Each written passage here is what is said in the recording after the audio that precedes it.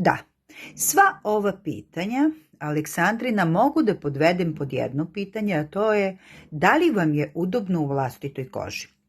Moj odgovor je pozitivan i iskreno da nije takav, ja ne znam da li bih bila raspoložena za ovu vrstu razgovora.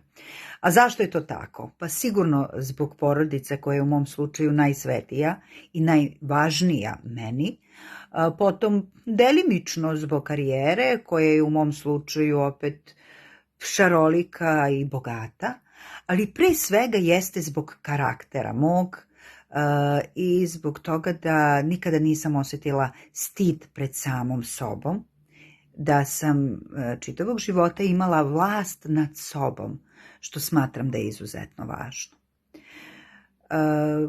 Zahvalna sam svim ljudima koji su bili oko mene i koji su me okruživali, uz koje sam rasla, jer sam od svakoga imala nešto da naučim.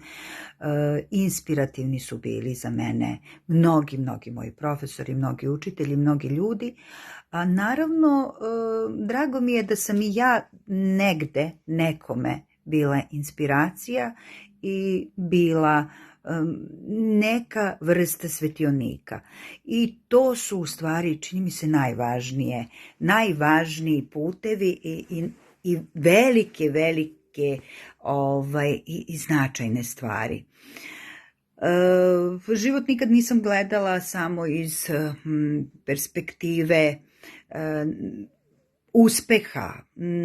Za mene je čak neuspeh bio daleko interesantniji u smislu mog nekog otvaranja, pobeđivanja, rada na sebi. I zato ja uvek kažem, neprijatelji imaju humanu misiju u mom životu i tako i savjetujem sve one oko sebe koji zapadnu nekad u tako neke neprijatne situacije i smatraju da se njima dešava smak sveta. Ne, to je samo mogućnost da zatvorite jedna vrata, mogućnost da pročitate neke nove poruke, nove znakove, da se okrenete nečem novom, nečem što je možda za vas bolje, zdravije i važnije u životu. Imala sam lepu mogućnost da u 20. već budem mama. To me definitivno opredelilo, odredilo i oplemenilo da uronim u bračne vode. I tu nekako luku svih ovih godina čuvam zato što je meni to izuzetno važno i izuzetno je bitno da je ta luka stabilna. Zahvaljujući tako tim nekim odnosima lakše prebrodite mnoge životne nedaće i neke loše situacije koje se svakom od nas u životu i dešavaju. 20. su donele nove uloge, rad, neki prosperitet u pozorištu, rad na televiziji. 30. su donele proširenje porodice, donele su funkcije, 40. su donele funkcije, opet nekakve nove izazove, neke nove tragove koje sam želela da ostavim, što u jednom, pa onda i u drugom pozorištu na čelu, i to je za mene bilo veoma uzbudljivo i veoma inspirativno, ali me ta vlast nikad nije deformisala, ni u jednom smislu. Ona je stvarno za mene bila samo jedno veliko iskustvo i otvorilo neke nove vidike. Kasnije sam se bavila malo i profesurom, bila profesor na visokostrukovnoj školi u Aleksincu i opet je to bila neka nova dimenzija.